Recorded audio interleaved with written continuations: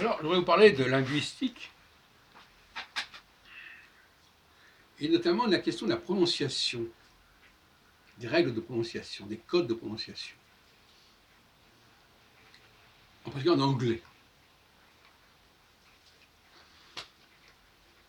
Parce qu'en anglais, tantôt on prononce les mots à la française, tantôt on les prononce à l'anglaise, si on peut dire, c'est-à-dire selon des critères non français, germaniques, etc. Et en français aussi, on a parfois cette ambiguïté. Si je dis par exemple le pardon, on prononce le on. Si je dis je pardonne, il n'y a plus la nasale on. Eh bien, en anglais, on retrouve cela. Si je dis I don't want ou I can't do it, on prononce à la française des expressions qui n'ont rien de français.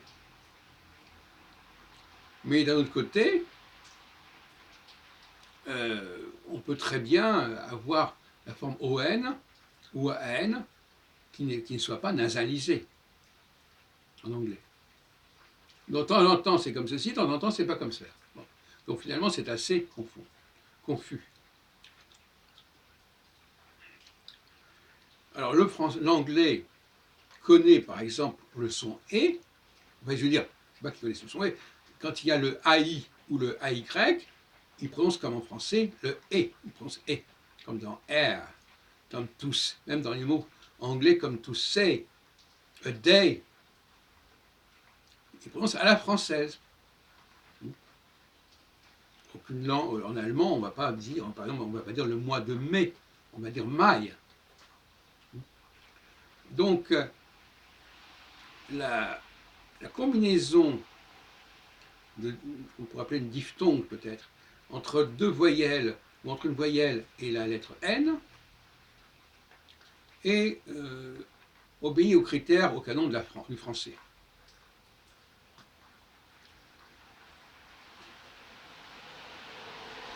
Et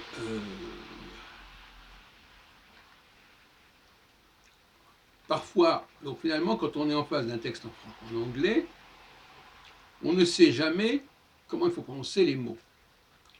Faut-il les prononcer à la française, qu'ils soient d'origine française ou pas, ne change rien. Ce n'est pas systématique. Ou faut-il les prononcer à l'anglaise, ou si on peut dire à l'allemande.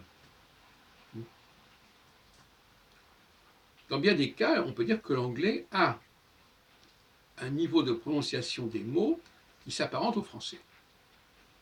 En tout cas, l'anglophone n'a pas de difficulté à apprendre la prononciation française, puisqu'il est familier avec la prononciation.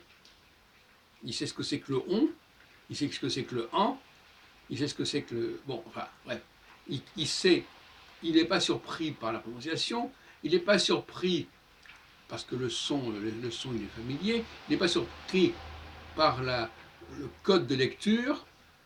S'ils disent I say, bon, il va dire I say ou away, mais en fin de compte, c'est des formes françaises.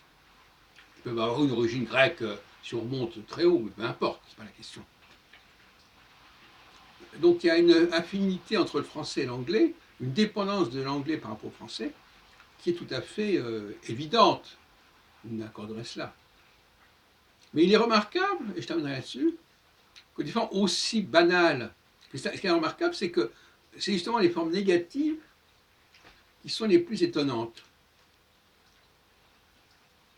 Pourquoi est-ce qu'on dit I don't au lieu de dire par exemple I do not, on dit I don't. I don't, on a le on français. Si je dis I can not et que ça devient I can't, c'est le en français. Voilà, réfléchissez là-dessus. Mais nous avons une langue extrêmement métissée quand on pense à l'anglais.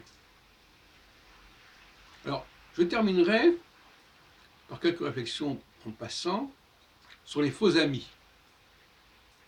Alors, le mot crime, par exemple, est typiquement un faux ami. Parce qu'en France, par exemple, il y a le film de Woody Allen dont j'ai parlé crimes and misdemeanors, eh bien, crimes ne peut pas être traduit par crime. Parce que crime en anglais englobe beaucoup de choses qui ne relèvent pas du crime.